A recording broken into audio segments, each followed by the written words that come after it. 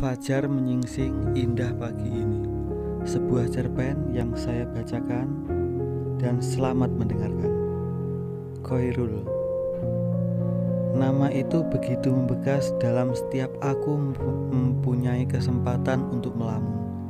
Ya, nama indah itu sungguh benar-benar indah. Kurasakan setiap tatapannya bagaikan kesejukan yang sungguh sejuk.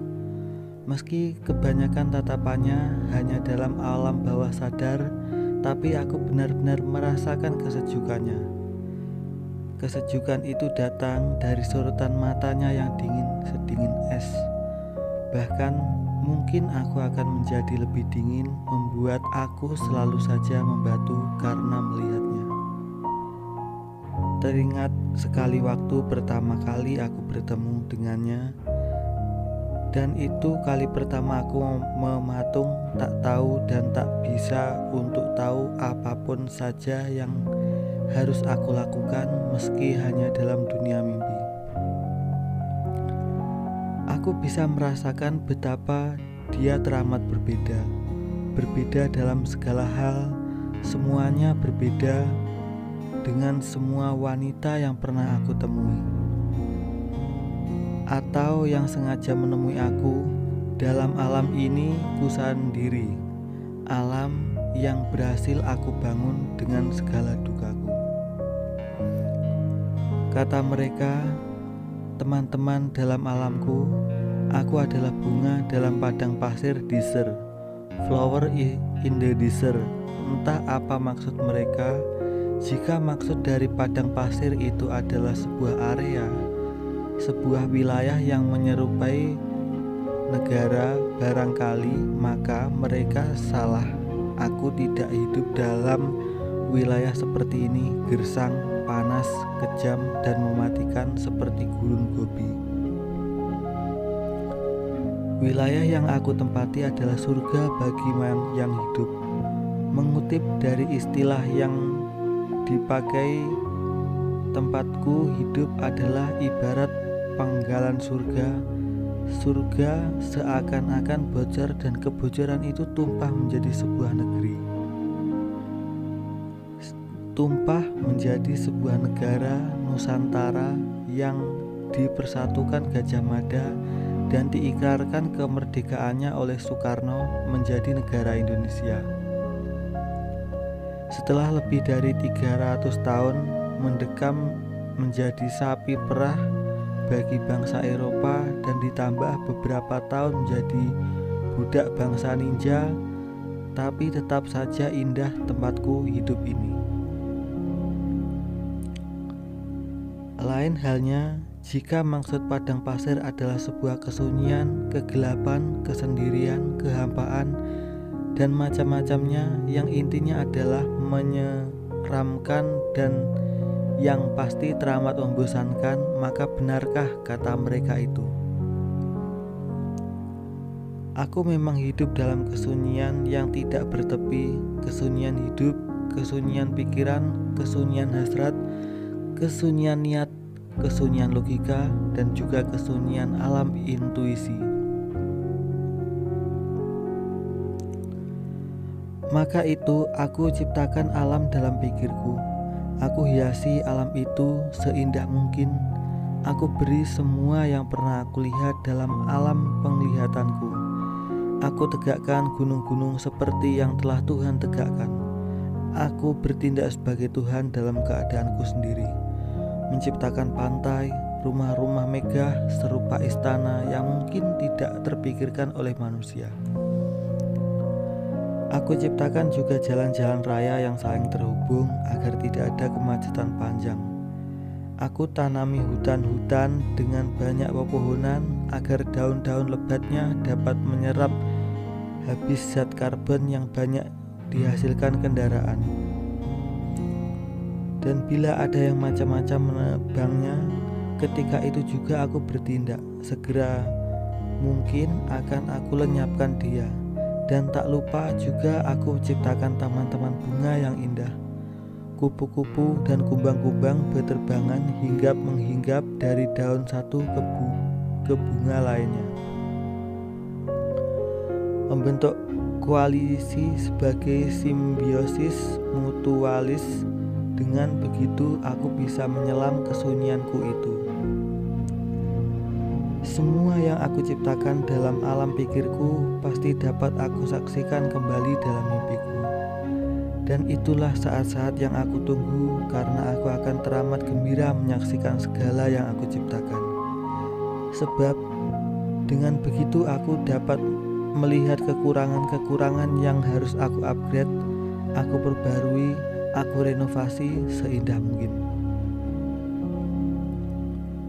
Tapi pada suatu waktu, ketika sedang asiknya aku melihat-lihat hasil buah karyaku, datanglah dia tanpa diundang, seperti ayat kisah Jailangkung yang datang tak diundang dan pergi tak diantar.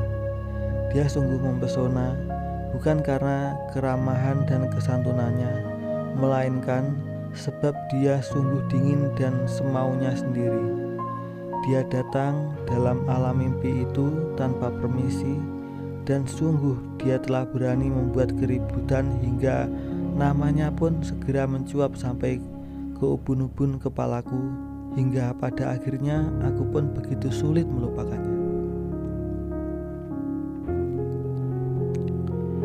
Ya, dialah nama misterius itu, sebuah nama dalam paradoks mimpi opera khayalan tanpa batas. Nama itu tak jelas masuk pikirku, seperti menciptakan metafor tersendiri. Namun entah kenapa malah menjadi teman bagi kesepian alam mimpi. Pancaran sinar tatapannya sungguh membuat alam bawah sadarku sampai rasanya aku tak ingin lagi bangun dan ingin terus terlelap memandangi indah pesonanya. Derap langkah mendatangi ruanganku seperti sebuah ruangan menyedihkan, berbau aneh dan teramat menyengat. Lalu beberapa orang mengenakan pakaian aneh lengkap dengan benda-benda tajam mengerikan. Mereka asik mengerumuni tubuh kurusku yang terkulai lemah di atas pembaringan. Inginku berteriak sekeras-kerasnya, namun tak ada daya untuk mewujudkannya. Bahkan tak ada yang bisa aku ingat walau hanya sejengkal dari semua hal yang telah terlewatkan. Semuanya terasa seperti samar-samar, pandanganku pun hanya bisa menangkap spektrum hitam dan putih. Beberapa menit kemudian, orang-orang aneh tersebut yang mengerumuniku dengan benda-benda tajam pergi satu persatu. Setelah kemudian datang wanita-wanita putih, lebih tepatnya berpakaian putih, yang memberes segala hal yang tersisa, lalu kemudian memasang selang di hidungku. Yang aku tanyakan sekarang, ada apa dengan diriku? Kenapa aku berada di ruangan yang entah apa namanya ini? Di mana dimensi yang aku ciptakan dengan keindahan yang begitu indah itu? Di mana burung-burung, kumbang-kumbang, kupu-kupu, beserta taman-taman bunga yang aku ciptakan, lengkap dengan gunung-gunung yang menjulang tinggi, yang tak akan pernah mengundang bencana. Dan yang lebih membuatku kesal ialah ketika nama itu tidak lagi dapat aku lihat. Barangkali ialah yang memberatkan diriku dan meninggalkan dimensi batinku atau dimensi buatanku. Di mana aku ini? Kenapa harus mendekam di tempat menjijikan ini? Marah. Ya, itulah yang bisa aku rasakan sekarang. Aku marah dengan apa saja yang melilitku dan membuat aku vakum tak berdaya. Aku benar-benar marah. Ingin aku meronta-ronta, namun sangat sulit tubuh ini hanya untuk aku gerakkan. Alhasil, akibat dari kemarahan yang begitu besar itu yang tidak tersalurkan, maka tiba-tiba tubuhku bergetar hebat, hebat sekali. Hingga setelah itu aku terdiam, diam, dan tak ada rasa yang bisa aku rasakan. Serasa semuanya begitu gelap. Dan inilah yang paling mengesankan, yang kembali aku melihat semua yang aku ciptakan, kembali aku rasakan keindahan yang tak bertepi. Semuanya terasa kembali, tapi sesuatu yang belum aku saksikan. Ya, dia sosok yang membuat aku tidak lagi ingin terbangun. Dia menghilang tanpa bekas, menghilang di telan bumi, dan kesunyian pun kembali menghantuiku. Ada banyak suara yang aku dengar. Suara itu terdengar sayup-sayup, namun begitu jelas.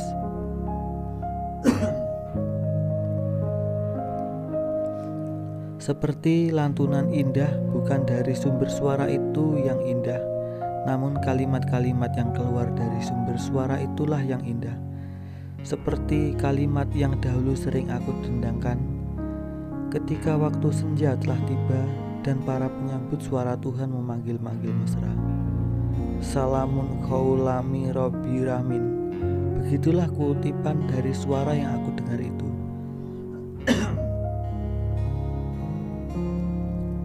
Suara yang aku justifikasi sebagai suara indah yang dulu sering kali aku lihat, sering kali aku dendangkan, dan kini suara itu begitu banyak juga dekat. Perlahan-lahan aku ikuti untayan-untayan indah itu. Aku resapi makna yang indah dari kalimat-kalimat itu sambil membayangkan seandainya memang benar aku berucap dalam salam pada Tuhan beserta alam, bertatap muka dengannya dan menangis sungguh bahagia. Sungguh betapa indah suasana seperti itu. Suasana yang hanya bisa dirasakan dalam surga, yang hanya dalam surga aku dapat legitimasi untuk melihat langsung wajah yang selama ini aku sembah. Wajah yang paling gaib, yang terlepas dari segala ikatan-ikatan normal, walaupun normal, terlepas dari dunia logika maupun intuisi, dan pasti sangat dilarang untuk dibayangkan. Aku sadar bahwa memang surgalah yang kehidupan yang sempurna, tempat segala hal yang indah-indah tertanam dan tak bisa musnah. Ingin sekali aku segera memasukinya, menikmati segala yang hanya bisa aku imajinasikan. Lama aku membayangkan hal-hal indah itu hingga kemudian datanglah seorang pemuda dengan segala ketampanannya. Lama aku membayangkan hal-hal indah itu hingga datanglah seorang wanita dengan segala kecantikannya. Dia datang bak permaisuri mengendarai hewan cantik yang sebelumnya belum pernah terlintas di kepalaku. Semoga keselamatannya tetap tercurahkan dengan kamu, sapanya hangat, membuat aku berdesir kencang, dan semoga keselamatannya juga tercurahkan kepada kamu. Jawabku malu-malu setelah pertemuan saling sapa yang menggetarkan itu. Wanita itu diam. Dengan raut wajah yang sungguh indah dia berkata, "Maukah kamu ikut denganku menghadap Tuhan?" Dek. Bergetarlah aku terkejut mendengar apa yang dia katakan, sebuah tawaran imajiner yang selama ini hanya bisa aku imajinasikan. Tanpa pikir panjang, aku iakan serta tawaran gilanya. Dia pun kemudian berucap kalau begitu berkemas-kemas sesaat, "Sebelum aku pisahkan ruhmu dengan ragamu," katanya santai sambil bersiap-siap dengan peralatan pencabut nyawanya. Aku pun terkejut bukan kepalang, kenapa harus berpisah dengan ragaku? Tidak mungkin kau bisa melihat Tuhan dengan raga yang kotor seperti ini. Aku diam sejenak, memperhatikan seluruh tubuhku, menimbang-nimbang segala kemungkinan yang akan terjadi jika aku terpisah dengan ragaku. Dan jika aku memutuskan untuk ingin berpisah dengan cepat dengan ragaku, aku pertimbangkan di dalam sedalam-dalamnya hingga kemudian bayangan nama itu berkelebat di benakku. Dia seperti memanggil-manggil namaku, tersenyum padaku, dan "Bangunlah, belum saatnya kau bertemu Tuhan."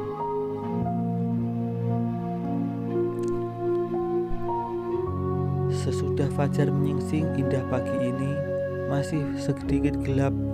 Aku duduk di kursi roda, merasakan udara segar menjejal-jejalan memasuki lubang hidungku. Sinar matahari yang baru saja terbangun terasa hangat memanjakan kulitku. Suasana kehidupanku menjadi sedikit berwarna. Spektrum yang hanya hitam dan putih menjadi terurai. Magiku Hibiniu.